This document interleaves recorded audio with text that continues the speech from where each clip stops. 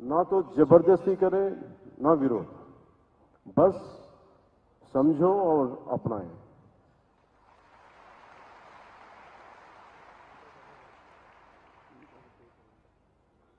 इस स्वर्ण जयंती के मौके पर आइए एक छोटा सा संकल्प लें। हिंदी से प्रेम करेंगे, अपनाएंगे और आगे बढ़ाएंगे। मैं कुछ पंक्तियां में तेलुगु में बोलने के लिए अनुमति दीजिए।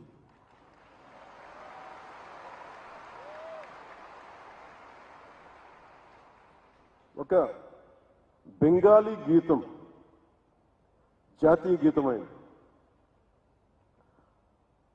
ఒక పంజాబీ భగత్ సింగ్ భారతదేశానికి ఒక రెవల్యూషనరీ ఐకన్. రాణా ప్రతాప్ శౌర్యానికి దేశానికి ఎక్కడో రాజస్థాన్లో ఉన్న రాణా ప్రతాప్, తమిళనాడులో ఉన్న Abdul Kalam missile man of India, Madras presidency Dravida ప్రాంతంలోనున్న ఒకళ్ళు చేసిన జెండా, మువ్వెన్నెల జెండా మన భారతదేశానికి తిరంగా అయింది. ప్రతి భాష జీవ భాష. మనం మాట్లాడే తెలుగు, తమిళ్, కన్నడ, మలయాళం, వారిస, వడియా, ఏ భాషలైనా కావచ్చు, మన మాతృభాష. కానీ రాష్ట్ర భాష మటుకు హిందీ. మనం ఇంట్లో మాట్లాడుకోవడానికి మాతృభాష ఉంది, కానీ మన ఇంటి సరిహద్దులు దాటితే మనకి రాజభాష హిందీ ఉంది.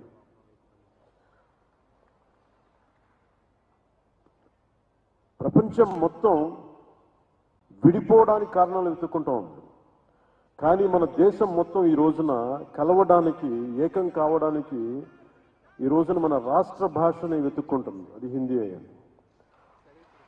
నేను అలాంటి రాష్ట్ర భాష హిందీని నేను స్వాగతిస్తున్నాను. ద్రావిడ భాషలు కావచ్చు, తెలుగు, తమిళ్, కన్నడ, మలయాళం, ఏ భాషలు కావచ్చు, దేశంలోని అన్ని భాషలు కావచ్చు, మన మాతృభాష మీద మన గౌరవం ఉంటుంది.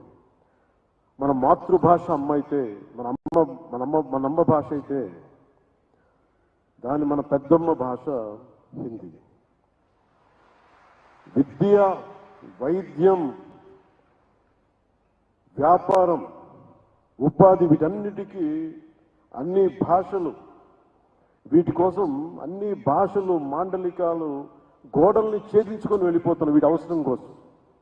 ఇలాంటి సమయంలో హిందీ వద్దనుకోవటం, హిందీని వ్యతిరేకించటం రాబోయే తరాల అభివృద్ధిని పరిమితం చేసినట్టు.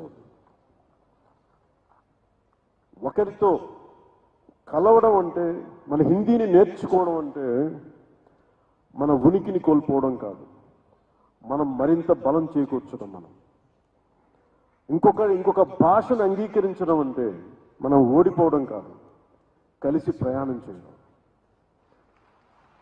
హిందీని రాష్ట్ర భాషగా అడగటం అంటే, రాష్ట్ర భాషగా ఉండటం అంటే it is not a submission, it is an edition.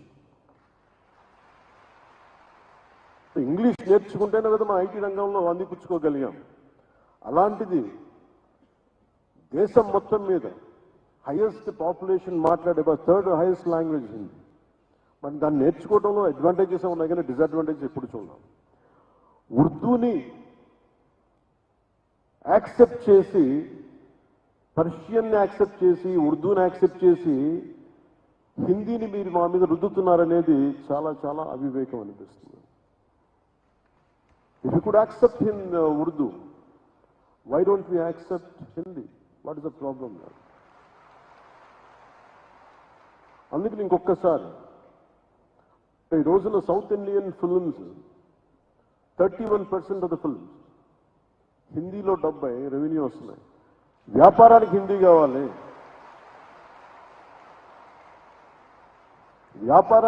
కావాలి, నేర్చుకోవడానికి హిందీ ఇబ్బంది ఏంటి? That's my question always. అందుకని నేను మనస్ఫూర్తిగా 2000 ఎప్పుడో ఒక సినిమా చేసినప్పుడు, ఒక సినిమా ఖుషి అని సినిమా చేసినప్పుడు, that is my commitment to my రాష్ట్ర భాష. నా భాష ఇది, నా హిందీ. ఈ మేరా జహాన్ ఎందుకు పెట్టానంటే ఆ రోజు నాకున్న హిందీ రాష్ట్ర భాష మీద ఉన్న గౌరవం. ఇది ఎందుకు ఒక తెలుగు సినిమాలో హిందీ పాట ఎందుకు పెట్టాల్సి వచ్చిన అవసరం వచ్చిందంటే, ఇది మాతృభాష నా తెలుగు అయితే నా రాష్ట్ర భాష హిందీ చెప్పడానికి చేస్తున్నారు. అందుకని వన్ మోర్ టైం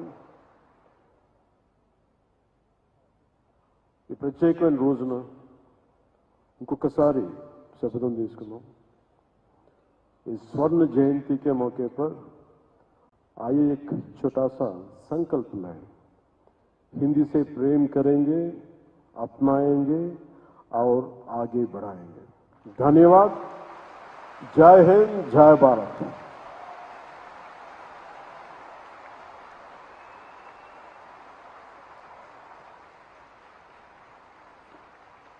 ధన్యవాదాలు పవన్ కళ్యాణ్ గారు, माननीय उप मुख्यमंत्री आंध्र प्रदेश सरकार. ये भावपूर्ण और उनकी वाणी की ये सत्यता, उसकी अनुभूति हम सब ने गहरे तक महसूस की है. हिंदी से प्रेम करें, हिंदी अपनाएं, हिंदी को आगे बढ़ाएं और हिंदी के साथ साथ सभी भारतीय भाषाएं जो ही आगे बढ़ें, फले फूलें. आपकी उपस्थिति के लिए, आपके उद्बोधन के लिए और इस प्रेरक वक्तव्य के लिए हृदय से आभार पवन कल्याण गारू जी का. देवी सज्जनों, आज के इस आयोजन में मंच पर हमारे विशिष्ट अतिथियों में एक ऐसे प्रखर पत्रकार, एक संवेदनशील राजनेता और एक विद्वान वक्ता के रूप में आदरणीय हरिवंश जी यहाँ पर उपस्थित हैं, जो हम सब के लिए सदैव से प्रेरणा के स्रोत रहे हैं. राजनीति में आने से पहले अनेक वर्षों तक आपने पत्रकारिता की. धर्मयुग में उप संपादक के रूप में शुरुआत की आपने. उसके बाद रविवार और प्रभात खबर जैसे प्रकाशनों में काम किया और प्रभात खबर के प्रधान संपादक के रूप में आपका योगदान